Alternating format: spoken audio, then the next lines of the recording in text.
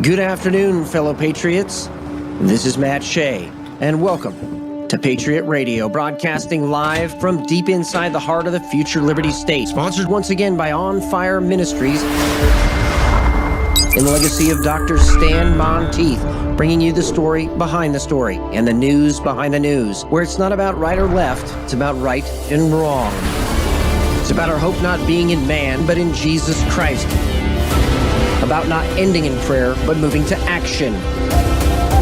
Your kingdom come, your will be done, on earth as it is in heaven. Father, deliver us from the evil one. Welcome to Patriot Radio. Good afternoon, fellow patriots. This is Matt Shea, and today on Patriot Radio, China takes steps toward World War III, and trans terror hits home here in the United States, which we're going to be talking about these communist networks and trans networks with our guest, Scott Wheeler, investigative reporter and expert on terrorism and, well, national security all the way around. Here at Patriot Radio, we want you to have all the information first so that you and your family can be prepared for the times that are ahead and the times that are already upon us. So follow us at patriotradio.us/Telegram for real-time intelligence analysis and breaking news. And we need to tell you up front today, there are going to be increasing attacks on Christians and churches in the United States. And so be prepared. Get ready. Prepare your church security teams.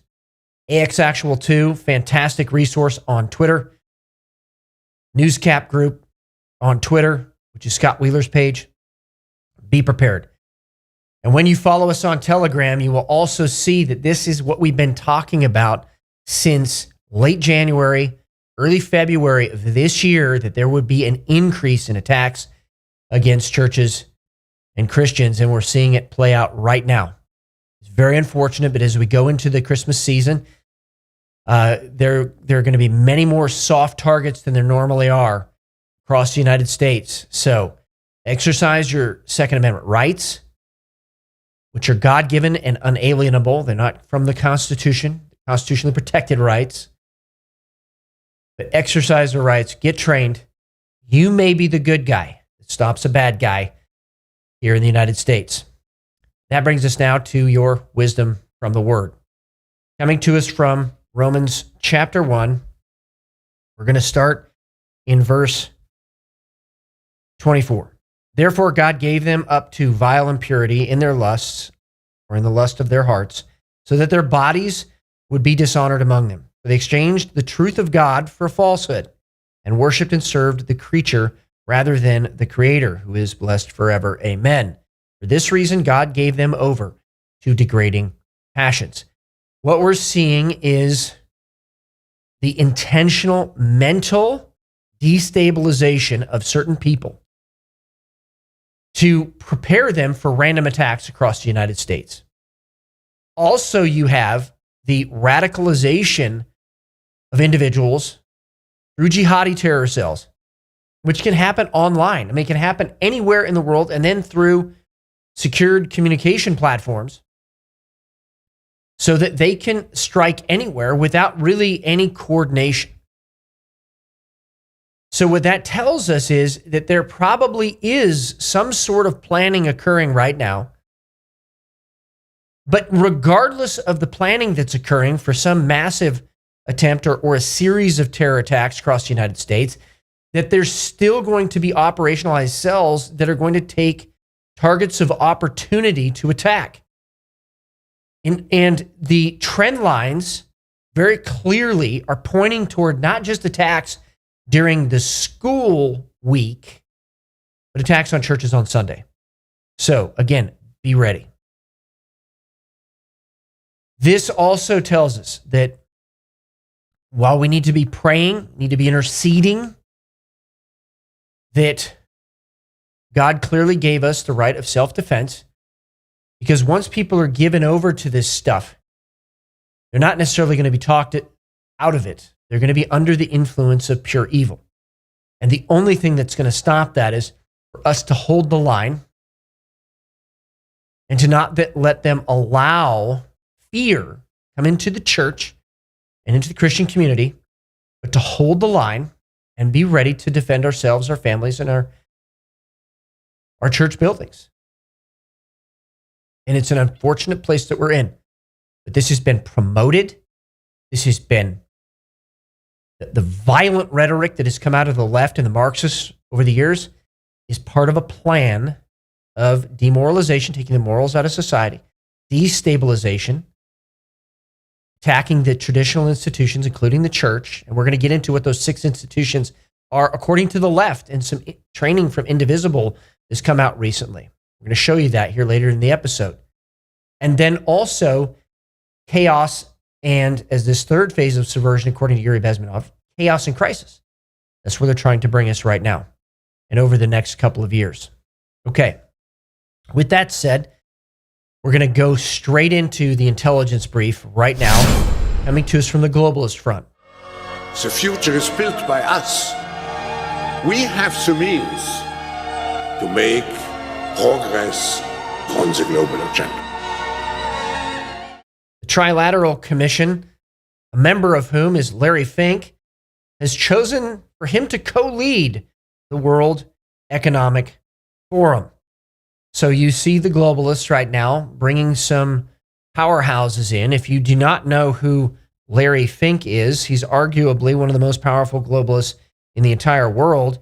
And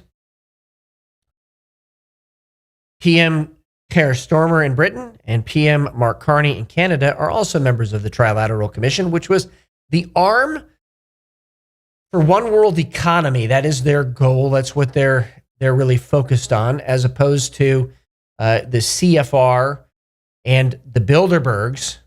So that's more on the governance side, even though they bring in economists. This is more focused on one world economy. Well, Larry Fink is the CEO of BlackRock. So you have a leveraging now of economic power toward globalism. And I think what's happening is globalists are panicking. Also, the United States government waging psychological war against its citizens. So the admission that there have, at least under the Biden administration particularly, there have been U.S. government programs where they have weaponized psychological warfare tactics against U.S. citizens has not only been admitted, but it probably is still ongoing from elements that are still embedded in the Trump administration that haven't been rooted out yet. And the key for us is to learn about fifth generation warfare, what they're doing, and then how to combat it. And there's a great series of books out there on fifth generation warfare. There's actually 3 books. The one I'm going to focus on right now is The Role of the Church, written by General Michael Flynn and Boone Cutler. Check that book out, because that's what's going to show you how to fight back. We're not just helpless victims. That brings us to the China front.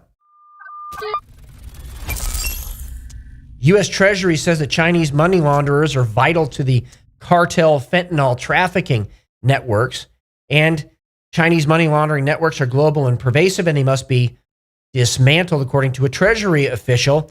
Well, right after that, Gordon Chang rightly pointed out that we have known throughout this decade that China's banks have been working with China money laundering gangs, and much of this dirty business is conducted in U.S. dollars, so the gangs' transactions clear through New York City. So, yes, it's happening, and the Chinese are part of it. How are we going to address it on U.S. soil? That's really a great question by Gordon Chang for the Trump administration. Also, Pete Hegseth announced that Chinese nationals no longer service Pentagon cloud systems. We expect vendors dealing with the Department of Defense to put U.S. national security ahead of profit maximization. This is the admission that there were Chinese contractors working on cloud-based systems used by the Department of Defense. It's incredible that was even allowed, but he has very clearly stopped it. And I want you to wait, because interestingly enough, there was an occupation of Microsoft offices, and something that came out of that I'm going to get to here just a little bit during the briefing. China also rejected Trump's proposal for nuclear disarmament and talks with the United States and Russia over that, clearly signaling that China is entrenching, and it really does look like they are headed toward provoking World War III. Also, extreme rain in China caused at least $2.2 billion in road damage, further straining China's public purse. So this kind of natural disaster just strains economies, but now it's straining the Chinese economy even more, which has already been headed downward. So these are indicators that China is going to head toward war to preserve power, because the Chinese communists will not give up power. They'll go to war first. Those aren't my words. Those are the words of General Qi Hoshin back in his secret speech in 2000 that was, got smuggled out, but then was published by J.R. Nyquist, who we've had on this program many times. Also, Lee Jae-myung, who is the leader of South Korea now, really showing his true colors. Quote, the United States is an occupying army. Something needs to happen right here. We called this last year. There was really a coup going on in South Korea to get rid of pro-U.S. elements, and that this leader is cozying up to the Chinese. Again, another indicator that World War III is very close right now. The Chinese being able to turn South Korea, freeze U.S. troops, or better for them, kick U.S. troops out of South Korea, that would allow them almost carte blanche, not only on the Korean peninsula, but the manufacturing facilities that are in South Korea right now that are a key strategic asset. That would leave Japan, Taiwan, the Philippines trying to defend against any Chinese invasion. I hope people are picking this up strategically. Also, the White House trade advisor said that India can get a 25% cut from its tariffs if they stop buying Russian oil. We've seen a shift. The largest company in India now looking at buying oil from Brazil. Remember the BRICS, so they're trying to stay within the BRICS, but they're buying from Brazil. So clearly, India, though publicly saying they're going to continue buying oil from Russia, is taking some actions to get away from it. But in addition to that, it does look like India is trying to get some sort of agreement with China. India's Modi and Xi Jinping are supposed to meet on August 31st, so this Sunday. We'll see what comes out of that. But this is yet another indicator. If China can secure its southern front, it would give them pretty much a green light to invade Taiwan. And that brings us now to the Middle East front. Israel struck Houthi leadership compound with heavy ordnance. The Houthi defense minister, chief of staff, and nearly the entire general staff and government command were reportedly inside the building targeted by Israel. This looks like a decapitation strike. I still, as of this broadcast, have not seen a battle damage assessment out of this, but the assault followed intelligence indicating a meeting of senior Houthi officials, including both political and military figures. The report suggests that the Houthi chief of staff may actually have been taken out by this strike. However, the Houthi leader was not present in this strike. So the Houthi leader looks like he was not there. But this could severely hurt the Houthis. And very clearly, a message from Israel. In addition to that, as part of these Israeli operations, a series of homes of senior Houthi figures were also targeted in these strikes. And I expect the Israelis are just going to continue this until they take out the leadership, just like they did with Hezbollah and Hamas. Also, Netanyahu announced consultations on a humanitarian corridor to deliver aid to Sweda. This is the area where the Druze are, right next to the Valley of the Christians in southwest Syria. He stated that consultations are underway to establish this humanitarian corridor, and he did consider the crisis there urgent and the humanitarian needs urgent. So probably the next 2 weeks, we're going to see something struck as far as a deal on this. And it'll be interesting to see how the Syrian regime acts and if they're actually part of these discussions right now. Also, the UN Security Council has voted to terminate UNIFIL's mission in southern Lebanon. This is the United Nations interim force in Lebanon. And so This force in southern Lebanon has been there for years and years and years and not really done much except to observe the terrorist buildup by Hezbollah there. Their operations would conclude in December 2026. And as a result of that, the UN ambassador welcomed the UNIFIL withdrawal from southern Lebanon by 2027. All right. Lastly, Hamas is now saying, quote, we're presenting a ceasefire. We're turned down. Polymarket responds, looks like that ship has sailed. And I suspect that that is the case. The Israeli buildup on the border and in very strategic sites in Gaza continues. So, lastly, France, Germany, and the UK triggered the UN snapback mechanism for sanctions against Iran. The Islamic regime in Iran now has 30 days to reach an agreement with the Europeans, convincing them that Tehran will adhere to the limitations put on its nuclear program in the nuclear deal from 2015. So it does appear that economic pressure is being applied to Iran once again. Russia responded, saying that the move to reimpose Iran sanctions has no legal bearing. Well, obviously, they're concerned about it because Iran supplies them with drones, and this could affect that. In addition, the Iranian currency plunged amid fears about these renewed UN sanctions. The Iranian rial dropped to nearly 1 million per US dollar on Thursday, nearing all-time lows. So the Iranian economy affected this way as well. The attempt, so we're clear, the attempt to deprive China of the economic ability to wage war is inextricably tied to Iran because Iran supplies them with a lot of fuel. When we come back from the break, this horrendous terror attack here in the United States and some analysis, clear analysis on what actually is happening and what will likely happen in the future on our soil and what you can do about it, most importantly. What if I told you you could convert your 401k or your IRA into gold? While your retirement is being beat up by a volatile stock market and inflation, it could instead be resting safely in physical gold at a place of your own choosing, including your own business. Look, gold has increased 50% in just the last year. Stock market, it's been nothing but a roller coaster. So protect your retirement from market chaos by calling Verity Metals today. And we're back with the Russia front. Germany reportedly identifies all Ukrainian members of a commando group accused of blowing up the Nord Stream pipeline. An arrest last week. In response to that, Russia says that it was satisfied with the progress of the German probe into the explosions of the Nord Stream gas pipelines after a Ukrainian suspect was arrested last week. And this is not going to die out anytime soon. There's going to be continued leverage over this. This is not about really justice at this point. This is going to be leverage in regards to the war in Ukraine. Also, the American hero, John Rudat, who had his face slashed defending 2 women in Germany, was actually a model. And he said, I would do it again.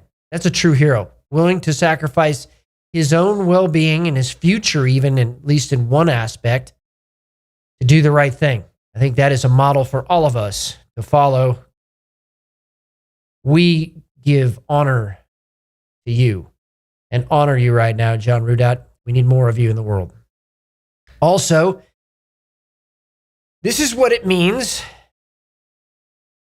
to allow unmitigated migration into Europe with a theopolitical construct that wishes to overthrow Western civilization. That is a map. 2,600 stabbing attacks in Germany, in just Germany in Europe, since January 2025. Europe is about to explode indeed. And that picture of the Scottish girl with the axe and the knife has really become a rallying cry, and very Scottish, as it were. But Europe may see civil war if this cannot be stopped and the people feel they have no option. Also, overnight, Russia bombed the center of Kyiv, hitting a mixed-use residential commercial area damaging the British consul and EU delegation to Ukraine. 17 people died, including 4 children. And this is very much souring any potential peace talks between Russia and Ukraine. Also, U.S. oil giant Exxon met in secret with Rosneft to negotiate a return to Russia. I wonder how Trump is going to deal with that.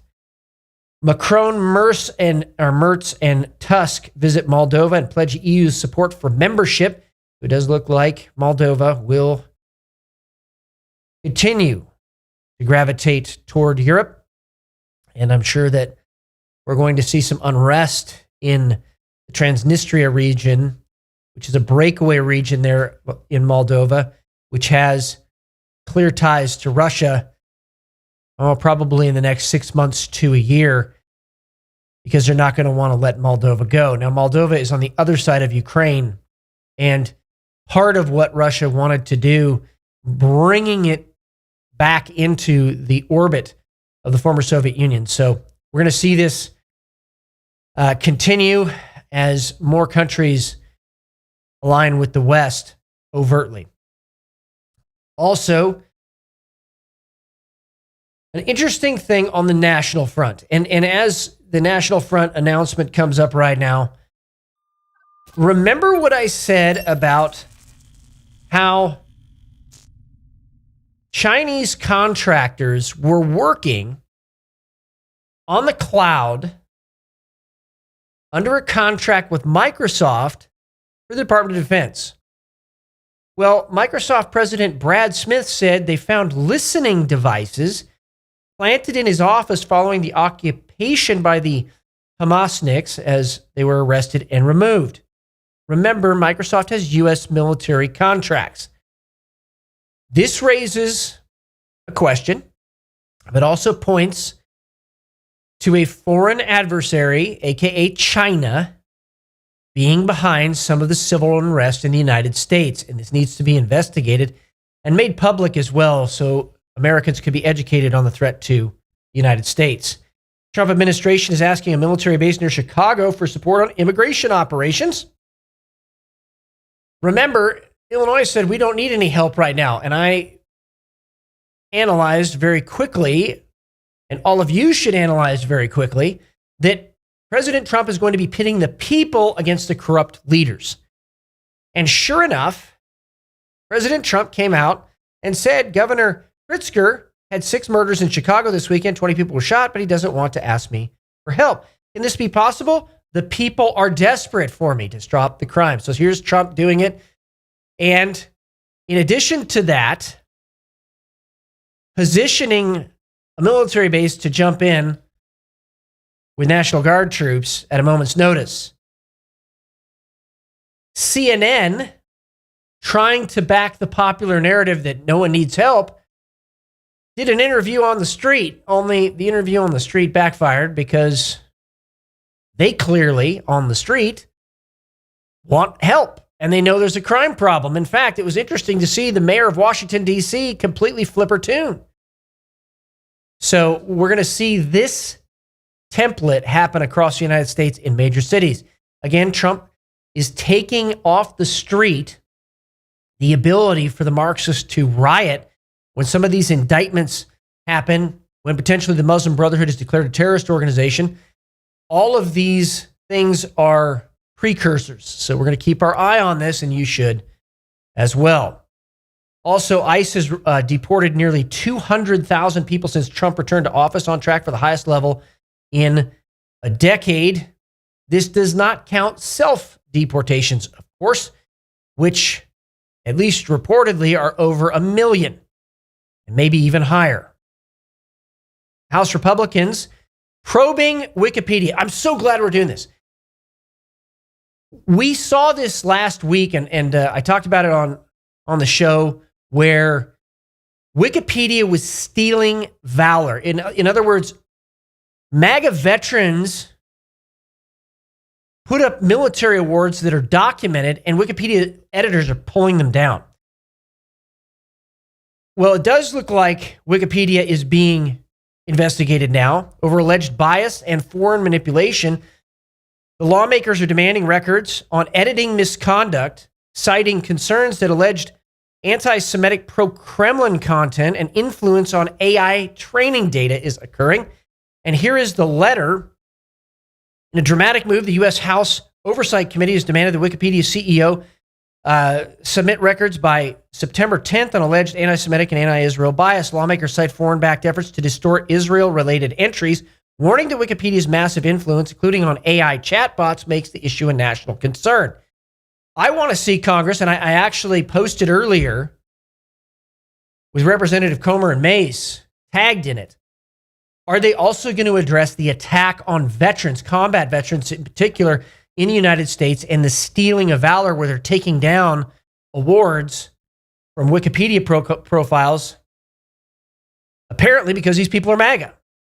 So I think that needs to be investigated, and I hope that you join the chorus calling for that as part of this as well. Oh my goodness. One of the most disturbing articles on the whole news cycle today. A doctor resigned as director of the National Center for Immunization and Respiratory Illness. This doctor happened to be in charge of monkeypox, and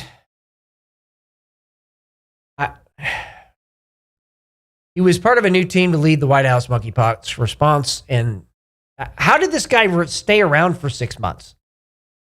8 months now. I don't know. But that's the kind of weirdness the Democrats brought into the White House. And that brings us to the tragedy in Minnesota yesterday. The New York Post has uncovered that Robert Westman also expressed regret in his manifesto for transitioning, wishing he, quote, never brainwashed himself. And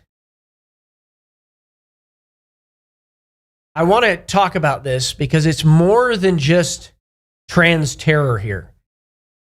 We're going to bring up some pictures right now, and I want to go through them and I want to explain them. If you see these symbols anywhere, especially your church security teams, you need to pay attention because these are indicators. So the first picture we'll just bring up is the picture of the cover of his manifesto. On the very front cover of the manifesto, you will see this Defend Equality symbol. This is very common. You're also going to see the skull above it. This is very common among the trans terror community. And this kind of thing is an indicator. If you see this, report it to your church security.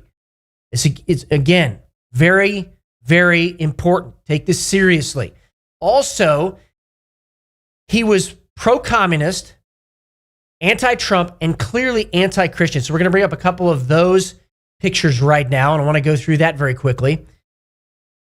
So you see the glorification of shooting Jesus, Donald Trump, and then previous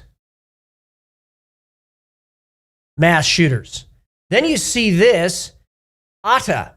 Now, this is the indicator of ties to jihadi terror networks. Muhammad Atta was one of the Al-Qaeda jihadi leaders on 9/11.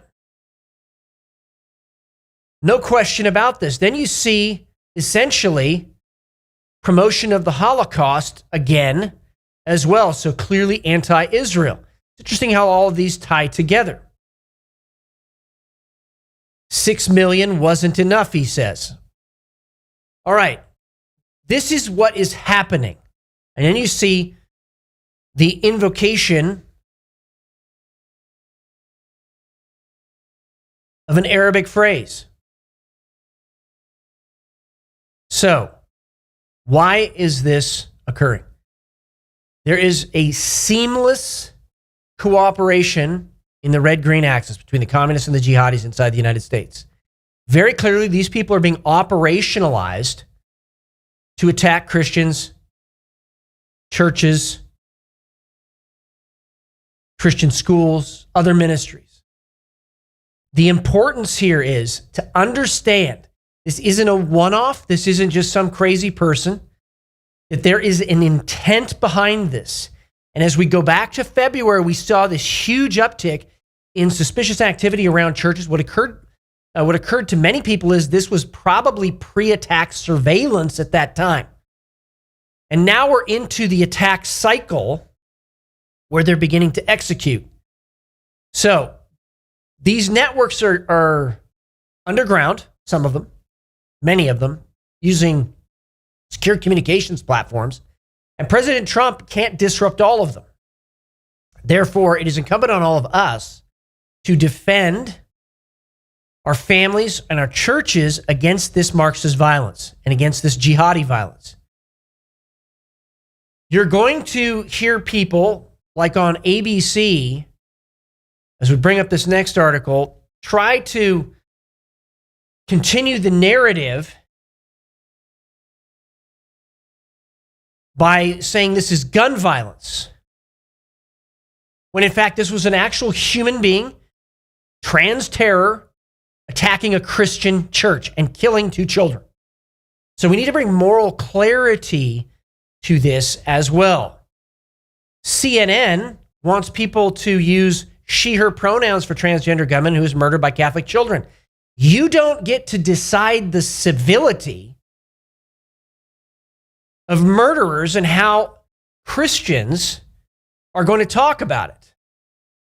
This is just one more example of sophisticated manipulation as far as this is concerned. Now, some people are learning, like Cracker Barrel. Cracker Barrel took down its Pride page on its website. It says it's focusing on corporate giving on food insecurity and supporting community needs for food and reducing food waste. They're getting the memo, and that's because Cracker Barrel has lost 70% of its profits since 2022. And very likely is trying to stave off its complete collapse. But here's the facts. There have been 415 cases of acts of hostility against Catholic and other churches in the United States in 2024. This is a massive surge since 2018. There you see it says 50 in 2018. So the intent that is behind this is to destabilize, to attack the traditional institutions like the church, and to foment chaos and create crisis. What stands between them and success is me and you, Christians and patriots who are willing to say no.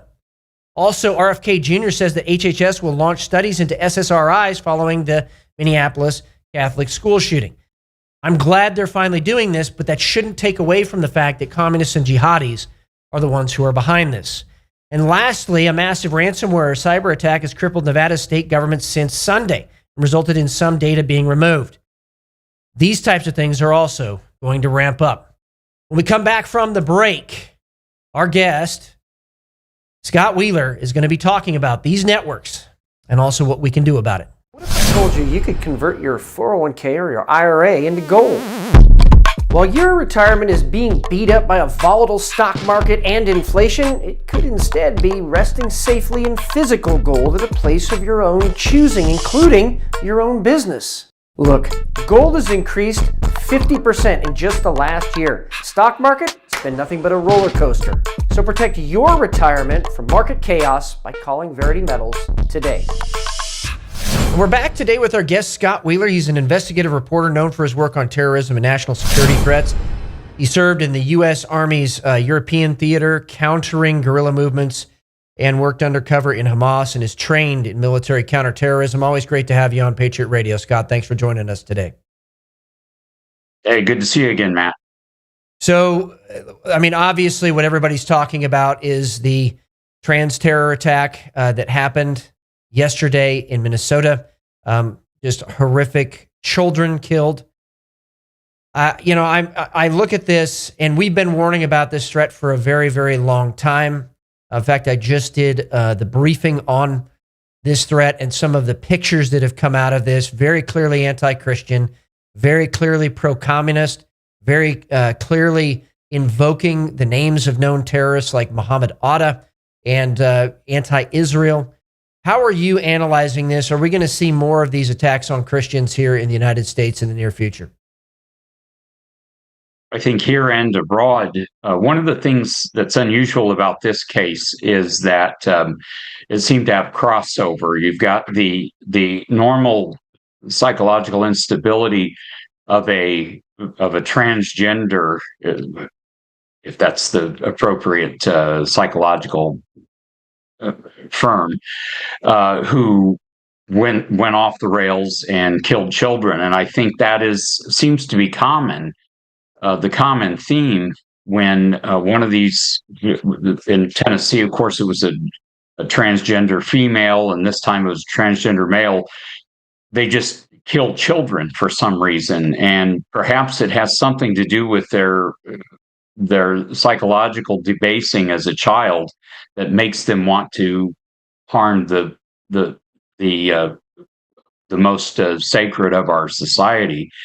The connection to the communist connection, the radical connection, a lot of that's coming from the Democrat Party. They're taking advantage of it seems like, and if you go back years, decades even, the Democrat Party's best weapon against their opposition, their political opposition, has been to teach their followers to hate on command. And it goes all the way back to Reagan. They learned that teaching people to hate somebody overcomes their ability to sort out the politics of it and say, actually, I agree with a lot of what he says. And I've made this point many times, and few people pick up on it. But Donald Trump is Bill Clinton's second term. Bill Clinton ran on the same basic platform that Donald Trump did, and Bill Clinton ran on in 1996. Minimal abortion, safe and legal, basically, is what Trump ran on. That was the biggest difference between them. Clinton was abortion, safe and legal also. So they're very similar. How is it that Democrats can defeat somebody that was running on basically the same platform as one of their most favorite politicians in the last 35 years? Well, they have to make them hate Trump. But before that, they made them hate Bush. Remember, it was mocking him incessantly about his family's money, and he was literally Hitler. And then John McCain was literally Hitler in 2008. And then Trump was literally Hitler.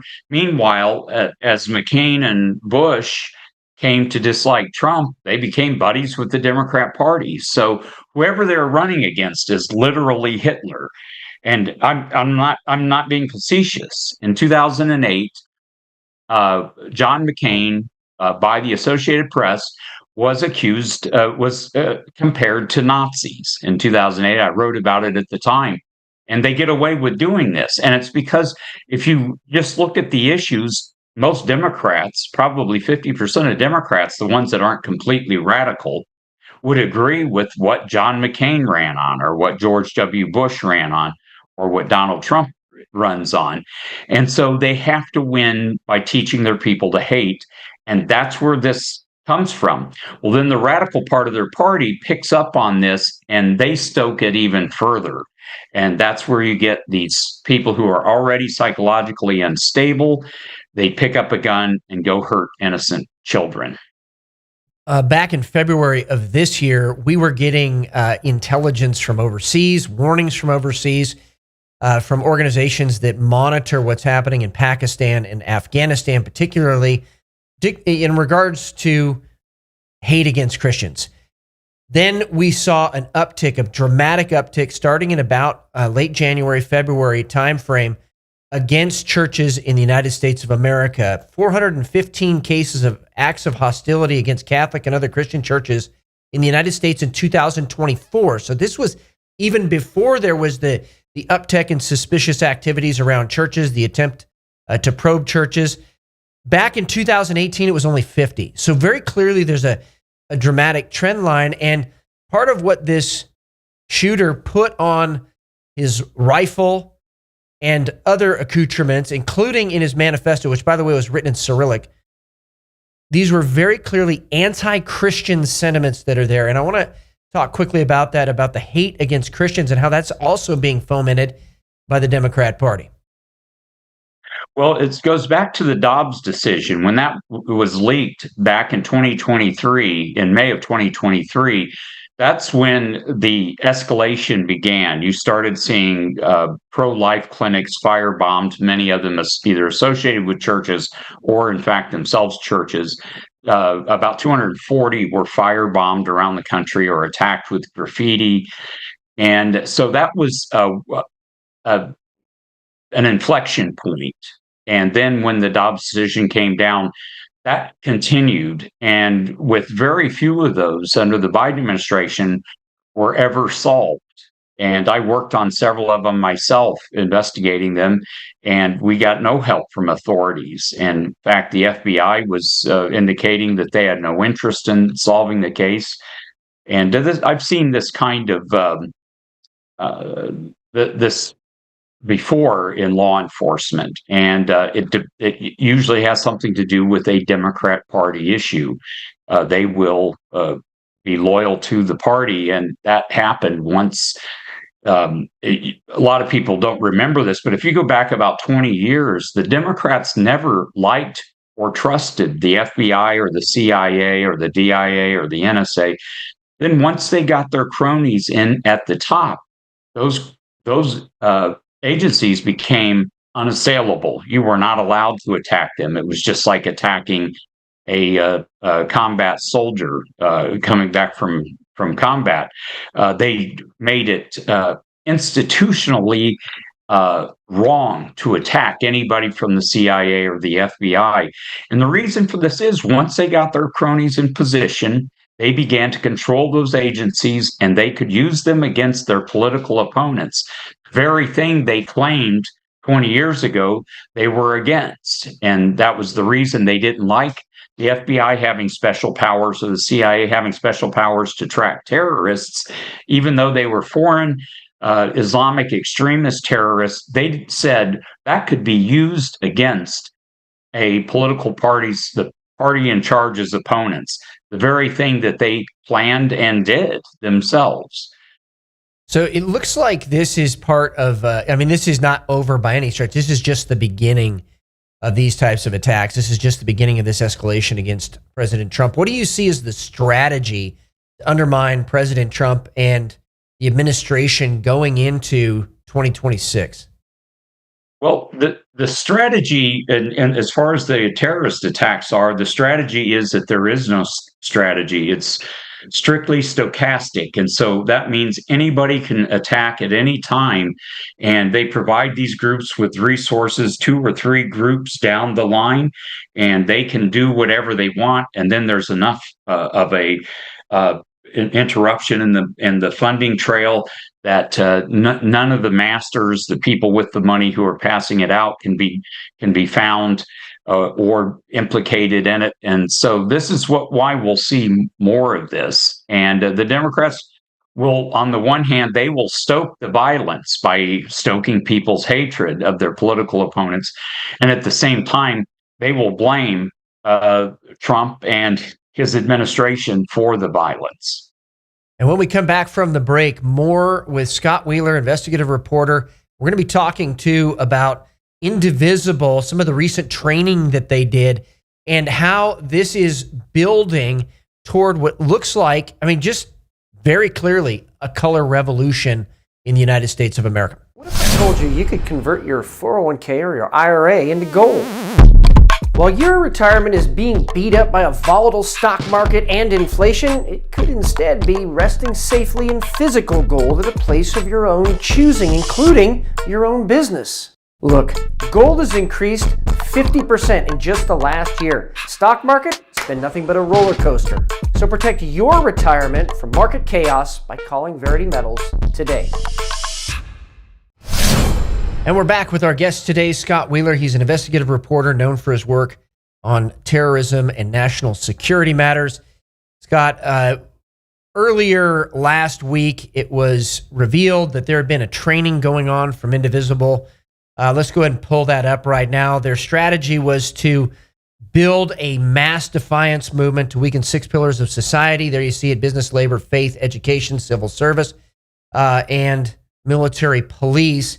They want to try to get business owners and CEOs to openly oppose Trump, the labor movements to engage in strikes and slowdowns, the faith leaders to give a moral imprimatur to what they're doing against the Trump regime, teachers to take opportunities to educate the next generation in the classroom, and then civil service employees to work on the inside resisting President Trump, which we're already actually seeing. And then finally, the military and police structure in the United States not to enforce any of what Trump is doing and try to resist at the local level.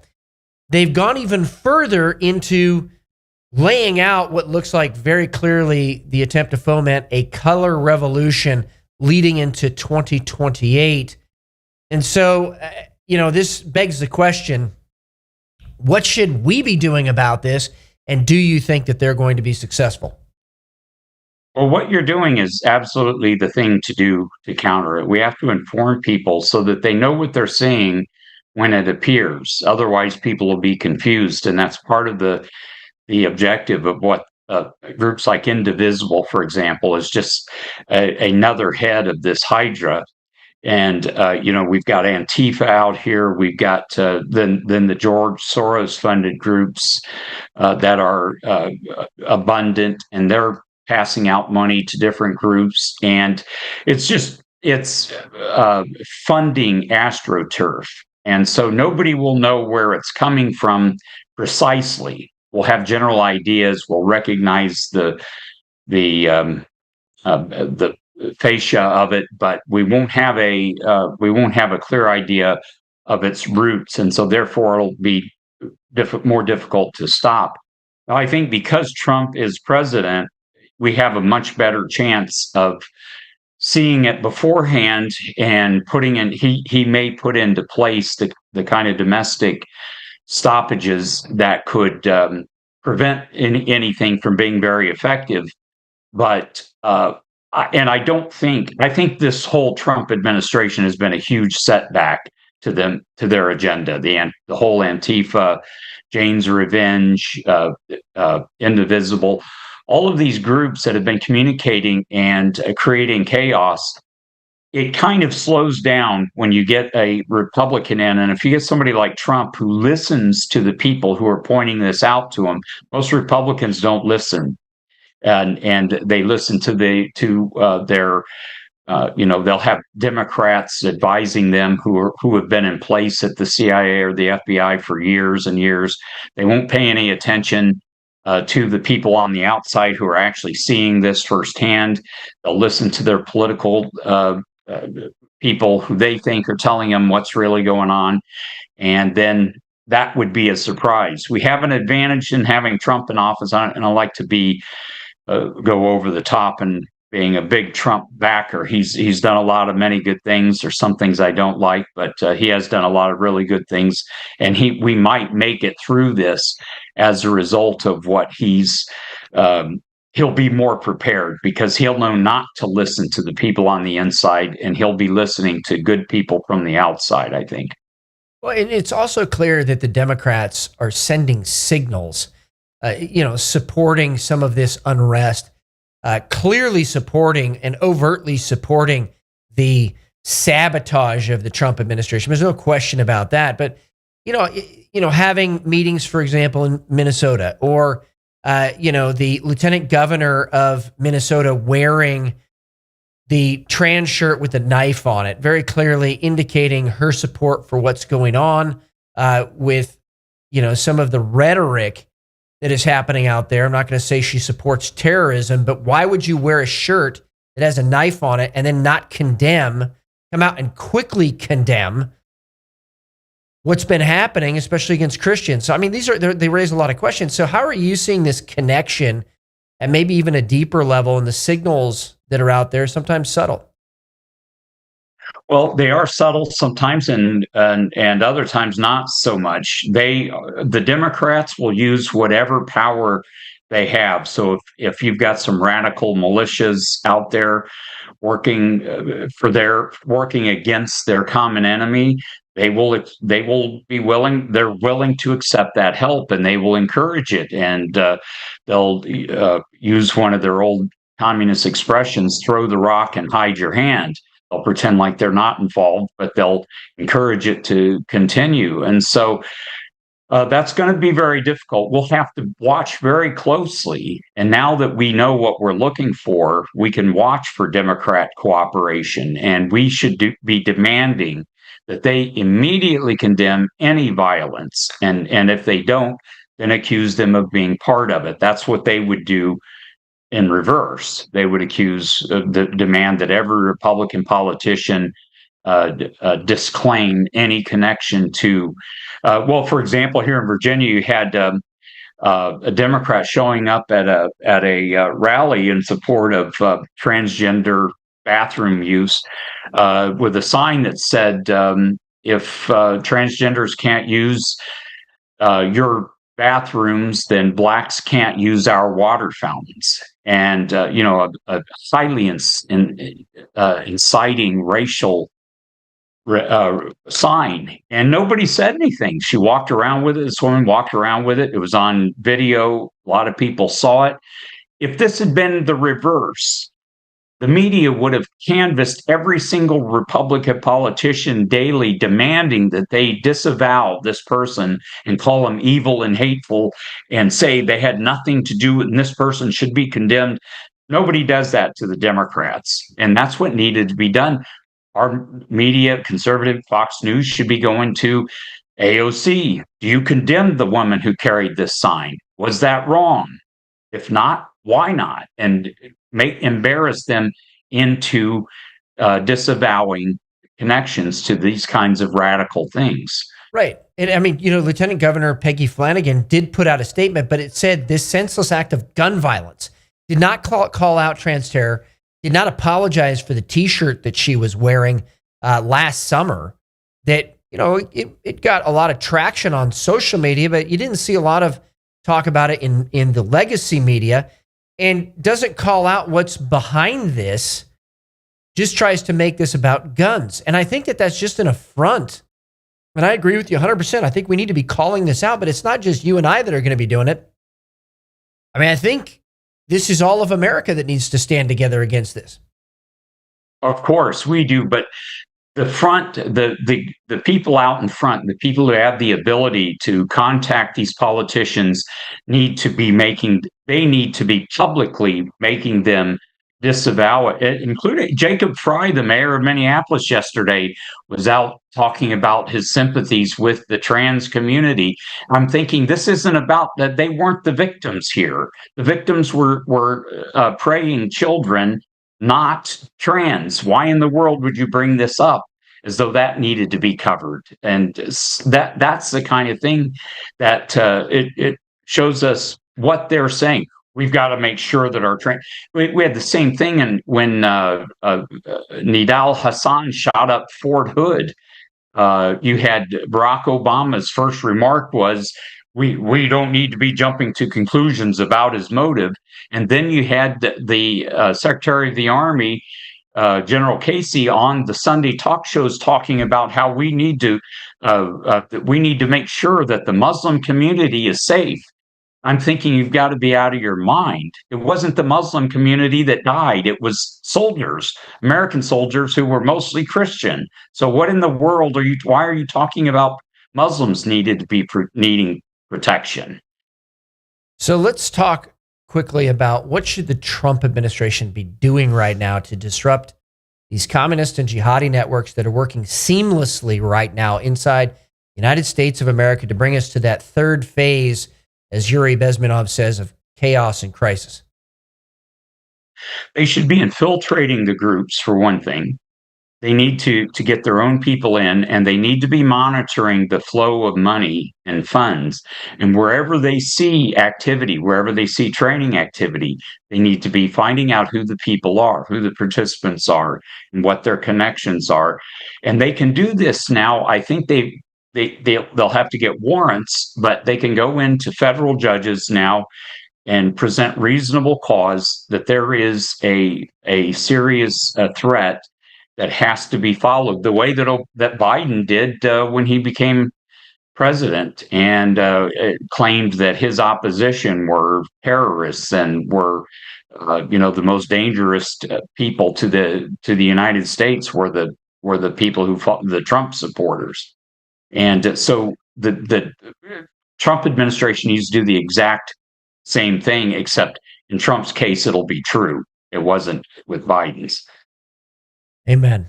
Well, I really appreciate everything that you're doing, Scott Wheeler, to call this out and to really be on the forefront of speaking the truth on this and not mincing words. It's really needed in our time. And any final words, especially to the Christian community here in the United States? Well, be steadfast and, go to prayer meetings.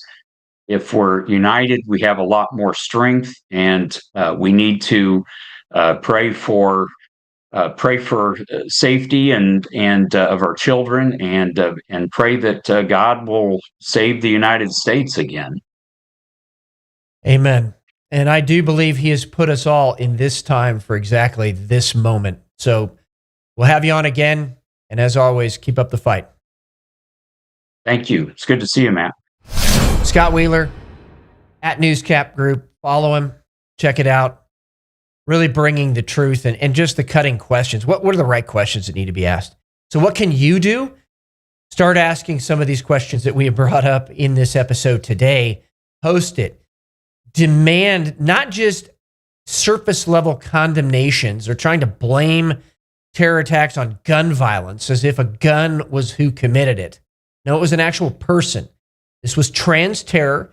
It was very clearly, according to the shooter, connected to Islam and jihadi terror inside the United States, clearly connected to communism as well. And we need to start asking this question too. Why was his manifesto written in Cyrillic? Where did he learn Cyrillic? It's one thing to speak Russian, but to write Russian? Was there a foreign adversary potentially involved in the training and the operationalizing of this person? And are they doing the same with other terror cells in the United States? These are questions that need to be asked.